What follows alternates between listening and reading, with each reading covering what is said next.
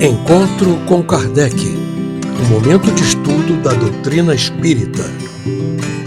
Olá, sinta-se bem-vindo ao canal Espírita Fraterno, seu canal de estudo e divulgação espírita. Hoje nós damos sequência ao estudo do Livro dos Espíritos, como toda semana, às quartas-feiras, através do programa Encontro com Kardec, número 63, que começamos agora. Evidente, não esqueça de fazer a sua prece inicial do estudo.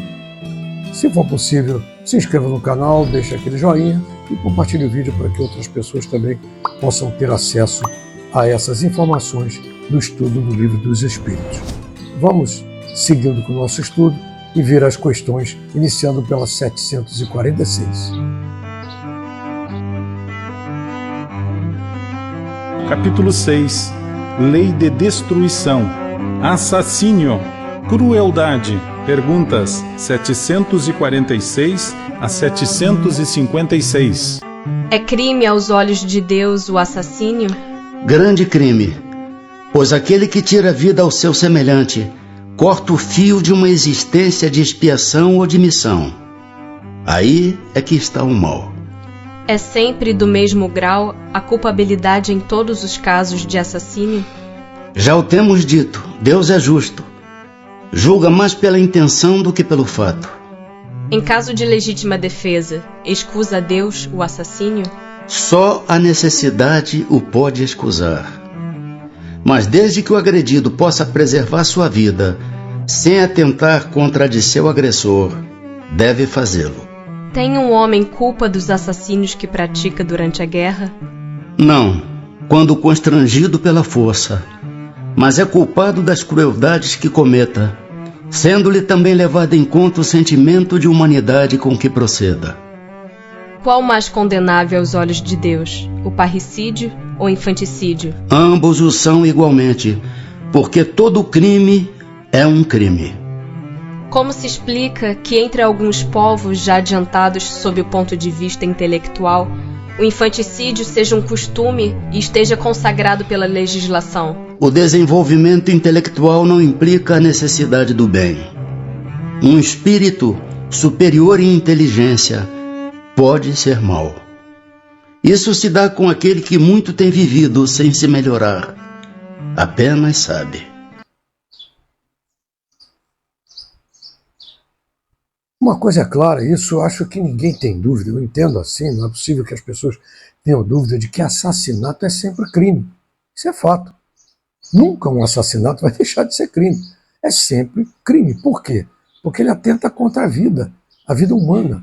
E a vida nada mais é do que uma oportunidade que a gente tem de ou expiar, quer dizer, cumprir etapas de recuperar coisas feitas erradamente em outra encarnação, como também, muitas vezes, é a missão que a gente vem aqui na Terra para poder ajudar a progredir outras pessoas, grupos, cidades, países, o planeta por um todo, né? A humanidade de uma forma geral, quantos casos nós temos de missionários. Então, quem interrompe essa sequência, evidentemente que é um assassinato, não se pode ser de outra forma, nem entender de outra maneira. Agora, ele vai ser sempre julgado, se a gente pode chamar da palavra julgado, pela intenção que está fazendo. Que muitas vezes um assassinato é involuntário, pode acontecer. Um assassinato involuntário. Na lei, inclusive, tipifica isso como um crime culposo, que não havia intenção de matar ninguém, mas houve um crime, mas não de assassinato. Por exemplo, alguém que vai na rua, um carro quebra um eixo de uma direção, por exemplo, ou um cachorro atravessa na frente do carro, você desvia, quebra alguma coisa no carro e você atropela alguém. E muitas vezes essa pessoa vem a falecer. Isso pode ser considerado um assassinato? Sim e não, porque você matou uma pessoa. Mas é o que a lei tipifica como crime culposo, quer dizer, você não teve a intenção de fazer aquilo. Tem uma responsabilidade civil e uma responsabilidade espiritual também. Mas vai saber se aquilo não é uma expiação para aquela pessoa que desencarnou, ou para algum familiar, alguém próximo daquela pessoa, ou do próprio motorista, para levar aquela... É porque é um drama, né? Graças a Deus e a mim, isso nunca aconteceu comigo, mas espero que não aconteça, a gente cuida para que não aconteça. Mas já imaginou, deve ser muito desagradável você saber que você matou alguém. É uma coisa muito ruim, né? Isso pode ser expiação para o próprio motorista. Então, eu dei um exemplo do que é um assassinato, entre aspas, culposo. Quer dizer, mas de qualquer maneira, aí se distingue a intenção de fazer. Se a intenção era matar, é assassinato. Se a intenção não era matar, vai se encarar de outra forma a nível divino. E é isso que os espíritos nos deixam muito claro. Agora, isso nada tem a ver com a tal da legítima defesa. Porque a legítima defesa é uma, como eles deixam muito claro, é uma condição na lei humana. Isso foi feito para regular a sociedade, as leis da sociedade, e não as leis divinas. Isso não é divino. Então, você, em legítima defesa, eu vou matar o outro. Aí, mais uma vez, chegamos ao ponto da intenção. Tudo que vai contar aí é a intenção de fazer. Muitas vezes você, vamos dizer que você esteja sendo assaltado, agredido por um malfeitor, um marginal, um assassino, e você tem que se defender nesse momento, e nessa defesa ocasiona a morte do outro. É diferente. É uma legítima defesa intrínseca, porque você não teve a intenção de fazer. A questão que nós acabamos de falar anteriormente. Mas você, nessa legítima defesa, se você tiver condições de poupar a vida do outro, é evidente que isso vai ser levado em consideração. Agora, tem muita gente, ao longo de tanto tempo, e até hoje em dia, principalmente na antiguidade, mas hoje em dia muito, se vê as pessoas alegando legítima defesa para se vingar de alguém. Provoca alguém para que esse alguém o provoque, para que ele vá lá e mate a pessoa naquela hora da contenda. Isso, a intenção é que vale. Evidentemente que, se for provocado para cometer um assassinato, né, deixa de ser legítima defesa. Isso até a própria lei também defende, né? Mas vai intimamente você saber o que aquela pessoa estava pensando, né? Então, como diz, a legítima defesa é uma questão humana. Agora, a necessidade, como também acabamos de comentar, é que vai denotar a intenção ou não, se havia necessidade ou não. Eu tenho um caso, inclusive, de uma pessoa que é um policial civil, que inclusive é protetor de animais, tem vários cães, tem vários gatos em casa, e gosta muito de animais, e que foi forçado, há uns anos atrás, entrando numa casa para prender um determinado marginal. Quando eles entraram na casa, ele se deparou com um cachorro, tipo um Doberman, um bicho grande desse, feroz, avançando na direção dele, que ele não tinha como se proteger, não havia. Ele ia quê? Dar um nó de gravata no animal? Ia ser impossível. Ele foi obrigado a sacrificar o animal e deu um tiro na cabeça do animal. Veja, era necessidade, porque era ou ele fazia aquilo, ou ele morria, ou ele se machucava, e estava no cumprimento do dever. Então, e ele, inclusive, depois ficou até muito mal em relação a isso, ficou, sabe, deprimido, chateado. Por quê? Porque entendeu que está extinguindo uma vida. Não é uma vida de homem, humana, mas é um espírito em progressão, como a gente já falou aqui algumas vezes. Então, veja como é que a necessidade é que vai denotar o que pode e o que deve ou não deve ser feito.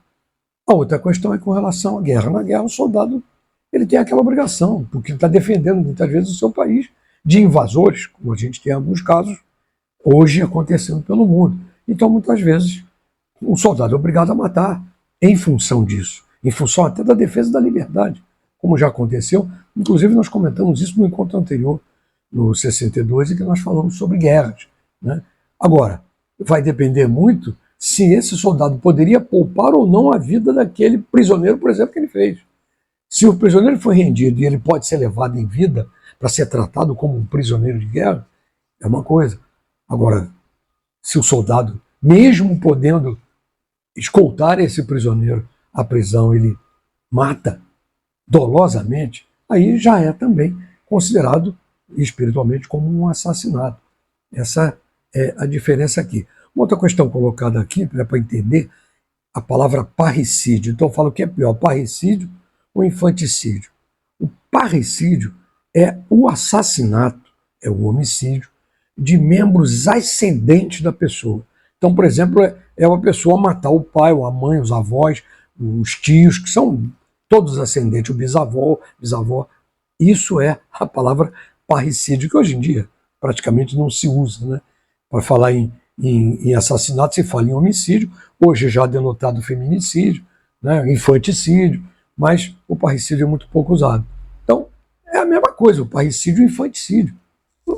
Tudo é assassinato. Não tem essa distinção, né? Agora, a questão é que o infanticídio nada mais é do que o mais usual, o aborto, que é um assassinato. É um assassinato, é um crime de qualquer maneira. Não é crime só porque a lei diz que é crime. É crime porque você está interrompendo uma vida. Alguém vai dizer, mas a vida não está ali porque ele não nasceu ainda, ou só depois de não ser continuado. De jeito nenhum. Tudo que a gente fala aqui, a gente fala à luz da doutrina espírita. E a doutrina espírita nos deixa muito claro que a vida se inicia no momento da concepção. É o momento da união daquele espírito que está sendo tratado para reencarnar no ventre da mãe. Esse é o momento da concepção da vida. Não é daqui a 2, 3 meses, porque não tem formação, porque é um feto, pode até a 3ª, 5ª, 10ª semana. Isso a nível espiritual não existe. A nível de Deus isso não existe. Isto que os espíritos nos informam, e o bom senso diz isso. A vida não inicia só na carne.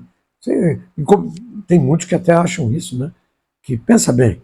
Então, se você entender que o espírito só existe a partir do momento que ele já está na formação do feto, já um pouco mais desenvolvido, e as vidas pregressas como é que ficam, né?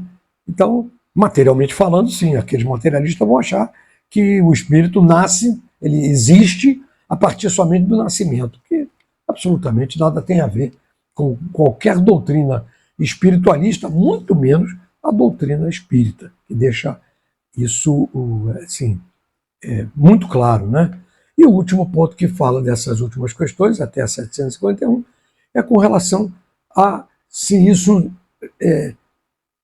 um dia vai parar, por que existe ainda essa condição, né? Essa condição de assassinato, porque ele deixa muito claro que a inteligência nada tem a ver com o desenvolvimento moral.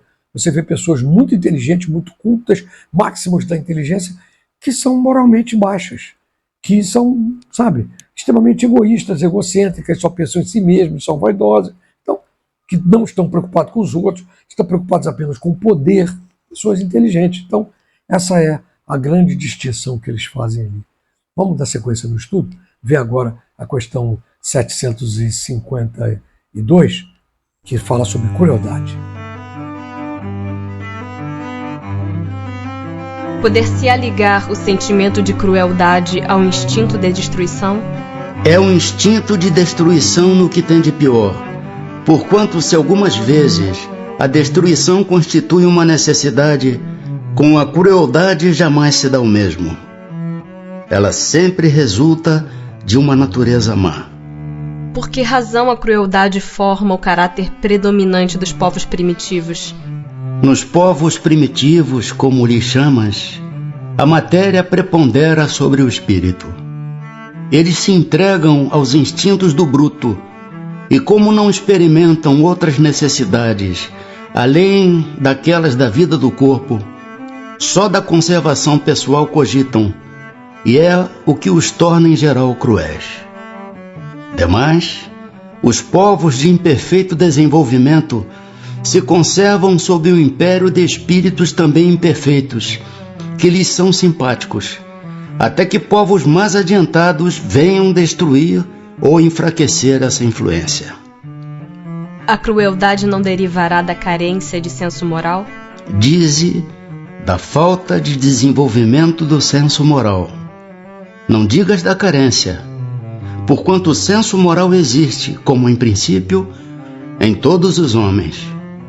É esse senso moral que dos seres cruéis fará mais tarde seres bons e humanos. Ele, pois, existe no selvagem, mas como o princípio do perfume no germen da flor, que ainda não desabrochou. Todas as faculdades existem no homem em estado rudimentar ou latente. Elas se desenvolvem conforme as circunstâncias lhes sejam mais ou menos favoráveis. O desenvolvimento excessivo de umas interrompe ou neutraliza o das outras. A superexcitação dos instintos materiais abafa, por assim dizer, o senso moral, Como o desenvolvimento do senso moral enfraquece pouco a pouco as faculdades puramente animais. Como pode dar-se que no seio da mais adiantada civilização se encontrem seres às vezes tão cruéis quanto os selvagens? Do mesmo modo que numa árvore carregada de bons frutos se encontram verdadeiros abortos.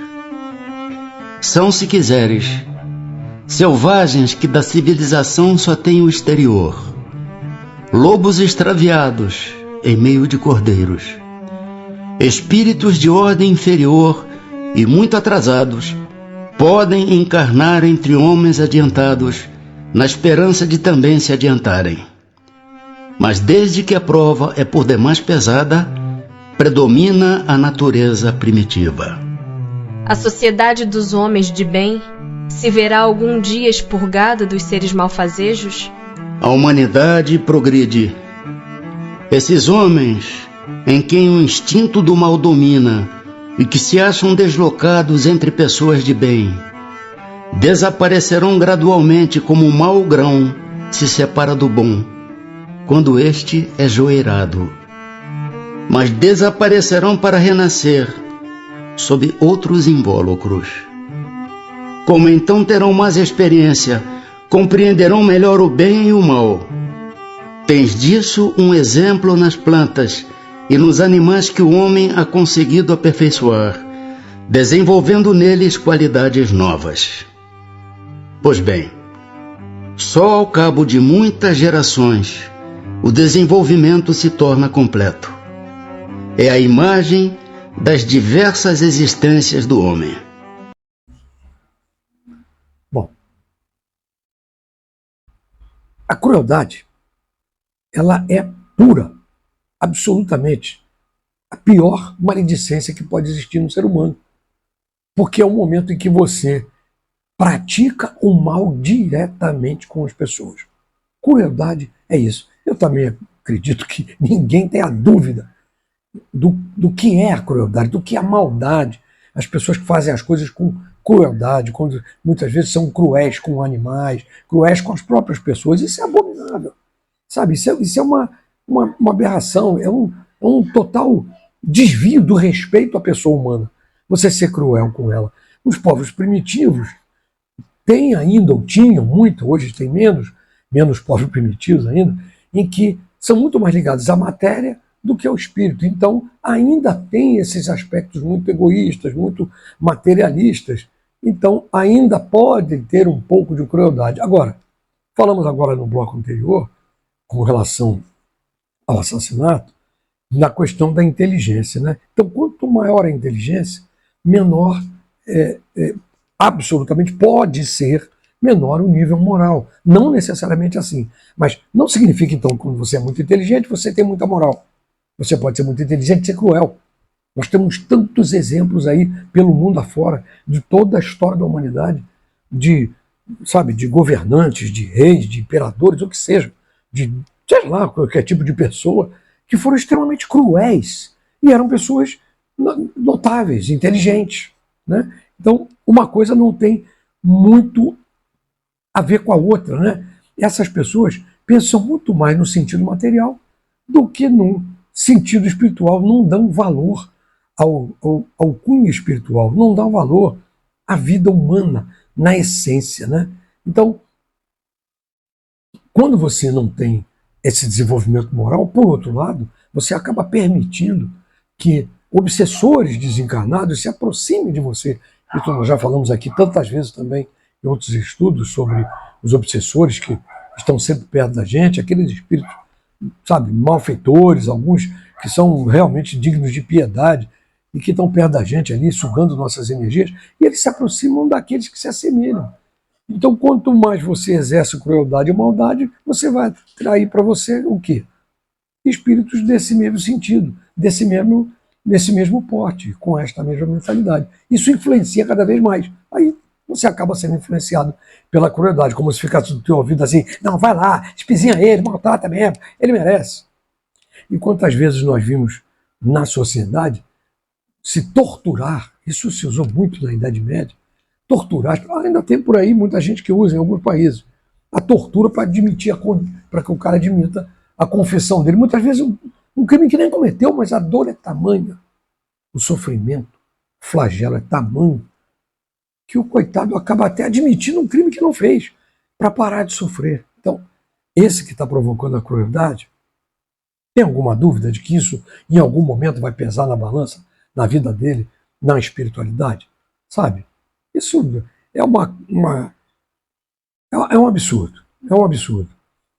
Esse desenvolvimento moral, eles nos deixam muito claro também, ele vem da gente. Até que é uma correção que o benfeitor faz a Kardec, em que ele diz, carência não, falta de desenvolvimento moral, porque isso já é natural, isso vem com a gente, isso é natural do espírito, só precisa ser desenvolvido, como o amor, como a caridade e o senso moral, acima disso tudo. Então, ele precisa ser desenvolvido ali, só que em alguns lugares, em alguns povos, em algumas pessoas, isso não está desenvolvido. E, como já falamos, por diversos motivos, por obsessores, pela sua criação, ou seja lá, pela sua própria natureza, acaba não desenvolvendo esse senso e caminhando para o lado muito mais da crueldade, que é um absurdo. Isso aí, eu acho que você entende muito bem o que significa isso, e que a gente não pode praticar isso e tem que coibir isso. A gente vê até, às vezes, até crianças que já vêm desde pequenininho, você repara que já tem algum requinte de crueldade. É obrigação moral nossa e de nossos filhos, e foi dos nossos pais e avós, corrigir esse tipo de desvio, para despertar nas crianças, principalmente, o senso moral. Isso é, sabe, é fundamental. E um dia isso vai acabar. Um dia isso vai passar. No dia que a gente conseguir evoluir, inclusive, o nosso planeta, como nós já falamos em estudos anteriores sobre a classificação dos mundos, e é exatamente isso. É nesse momento que nós estamos caminhando até para o mundo de regeneração. Isso tem sido amplamente divulgado pela espiritualidade. No momento que tivermos um planeta regenerado, esse tipo de problema vai existir, mas muito menor. Cabe a gente fazer a nossa parte dando o nosso exemplo, como sempre. Chegamos ao final de mais um estudo. Agradeço a companhia de vocês. Não se esqueça de fazer agora a sua prece final. Estaremos juntos aqui na próxima semana no Encontro com Kardec número 64. Fique na paz.